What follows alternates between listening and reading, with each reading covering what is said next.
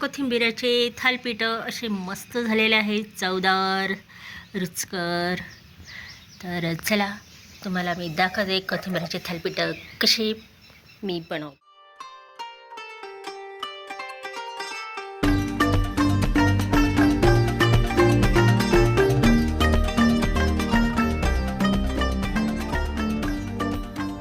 सकाळचे 7 वाजले, पण कसं वातावरण आहे, सगळं धुकं धुकं आणि आभाळ पण आहे बघा. आज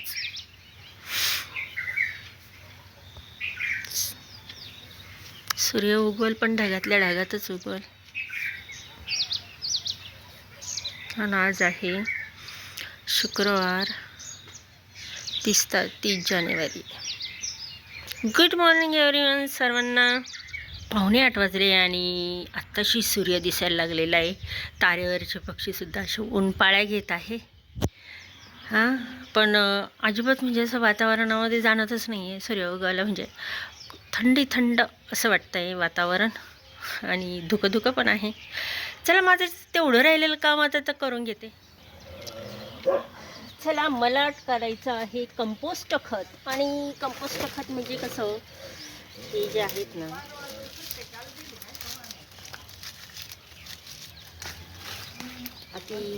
आता हा सगळा स्वच्छ करते गवत काढून.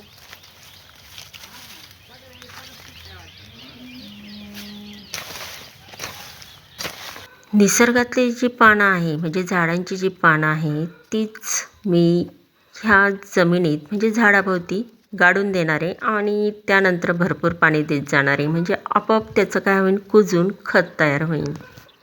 चला आता ह्या पपईच्या पानांचा सुद्धा उपयोग करते. हे पापाचं पंढरं झालं आहे, तर हे सुद्धा गाडून देते नाही का. म्हणजे पपईंवर काय जो असेल ते पांढरं होण्याचा रोग काय असेल ते आभाळामुळेच होत असेल, तर ते होणार नाही. इथं आहे का, इथं आहे 2.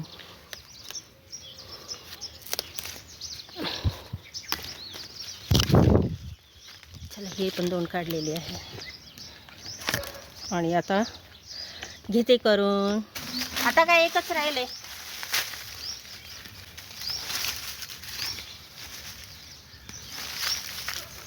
हे सुद्धा गाडून देते गवत सही हिरवई म्हणून. कंपोस्ट म्हणजेच सेंद्रिय. आता याच्यामध्ये मी हिरवी पानं पण टाकत आहे आणि जी वाळलेली पानं आहे ना, ती सुद्धा खड्ड्यामध्ये पुरून टाकत आहे आणि त्याच्यावर माती लोटून देणार आहे. तर अशा पद्धतीचं हे खत, ह्यालाच घरगुती खत म्हणतात, नैसर्गिकही खत म्हणतात, सेंद्रिय आणि कंपोस्ट असं आपण याला नावं देऊ शकतो. म्हणजे खर्च काहीच नाही, तर निसर्गाचंच पुन्हा निसर्गाला देणं, पण या पद्धतीने. मग नंतर गांडूळ वगैरे जे असतील ते अन्न म्हणून वापरतील आणि मस्तपैकी काळी भुसभुशीत माती बनवतील. अशा पद्धतीने मी आता हे सर्व पानं वगैरे टाकलेली आहे. आणि कंपोस्ट खत जे आहे, सेंद्रिय खत, कंपोस्ट खत ज्याला म्हणतो आपण, तर ते आपोआप यामध्ये होऊन जाईल. कारण आता पाणी सोडलं का ते कुजण्याची क्रिया खाली मातीमध्ये व्यवस्थितरित्या होईल. खाली गांडूळ वगैरे पण राहतील ना.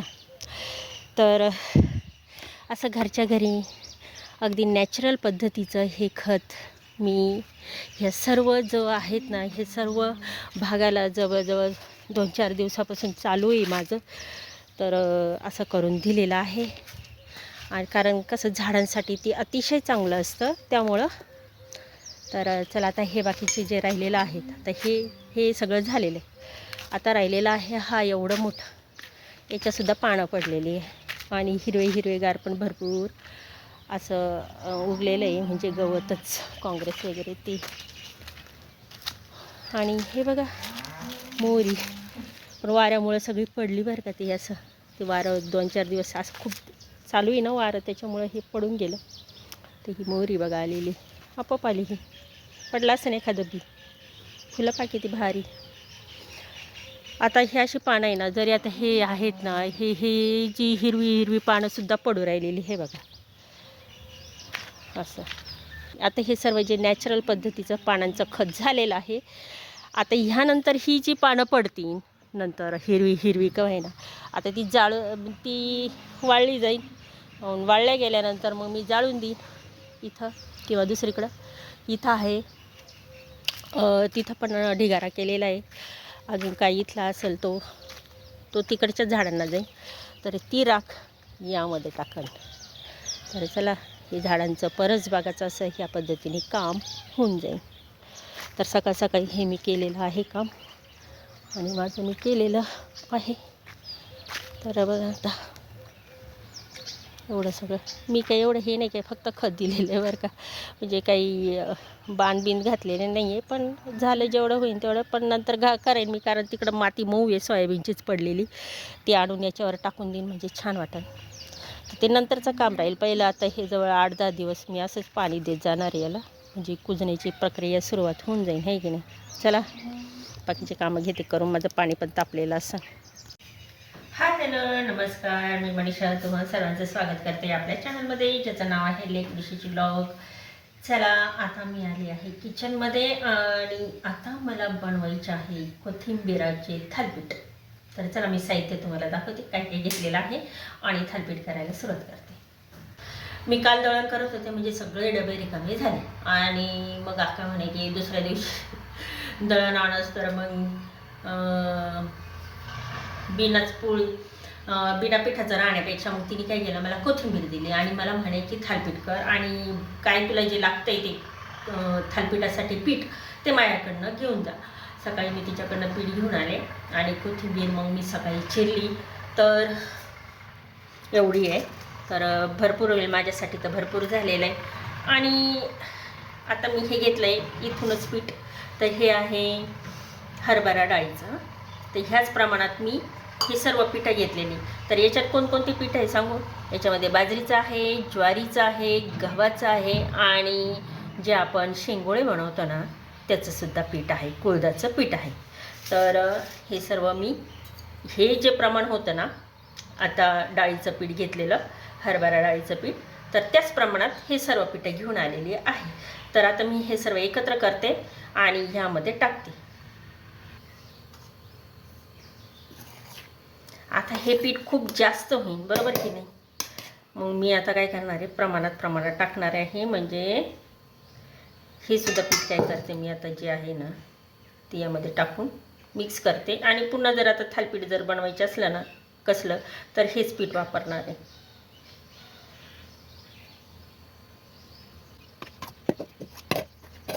छान झालं आहे आता मिक्स. आता मी पाऊण टाकणार आहे. हे 2 चमचे घेतले. आता ह्यामध्ये मी टाकत आहे तीळ. यामध्ये आहे लसूण आणि जिऱ्याची पूड, ती पण टाकत आहे. आता ह्यामध्ये टाकत आहे हळद आणि चवीपुरता लाल तिखट, बस. यामध्ये टाकत आहे मीठ. आता काय राहिलं ह्याच्यामध्ये टाकायचं. मी एकदा टाकून झालं तर नंतर आठवायला सुरुवात होती, हे राहिलं ते राहिलं. तर आता पीठ लागन जास्त.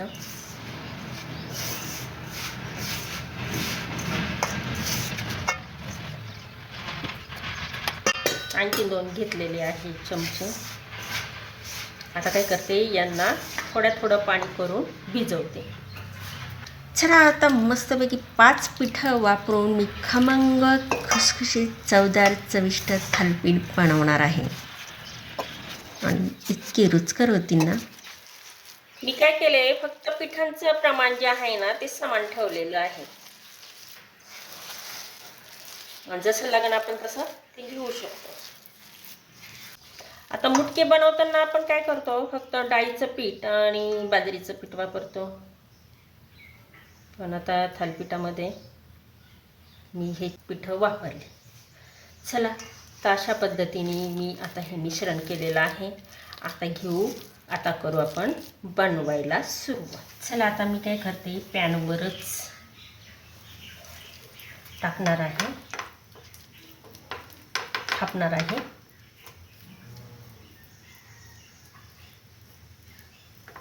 आता याच्यावर तेल सोडते.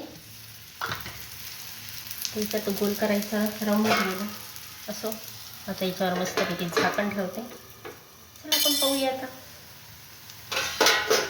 कारण आपल्याला हे आता पालथं करायचं आहे.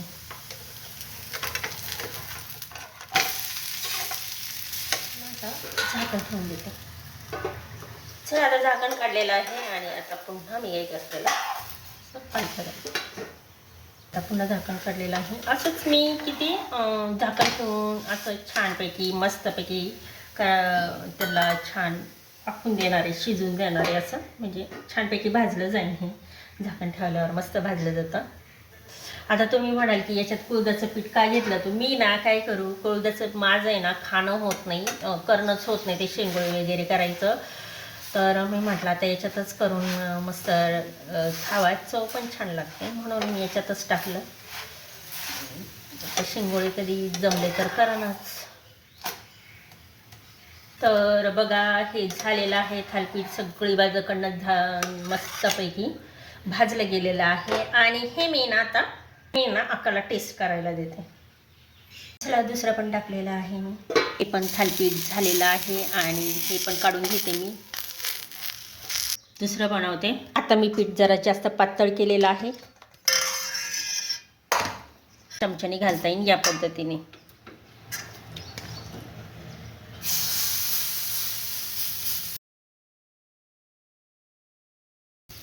बराचसा मोठा केलेला आहे. आता ह्याच्यावर टाकत आहे, मस्त तेल सोडते कडेकडेने आणि यावर झाकण ठेवून देते. मस्त असं भाजलं जाईल.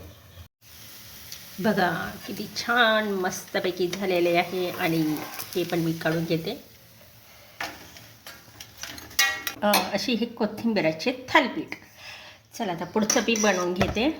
चला माझा आज सकाळचा मेनू कोथिंबिराचे थालीपीठ, इकडं भात, इकडं टोमॅटो केचप आणि ही आहे याची कवठाची चटणी. तर चला आता घेते जेवण करून. 10:30 वाजलेली आहे. 10:30 वाजलेली आहे आणि हे ताट मी थालीपीठ बनवत होते ना त्याच्यावरच घेतलं.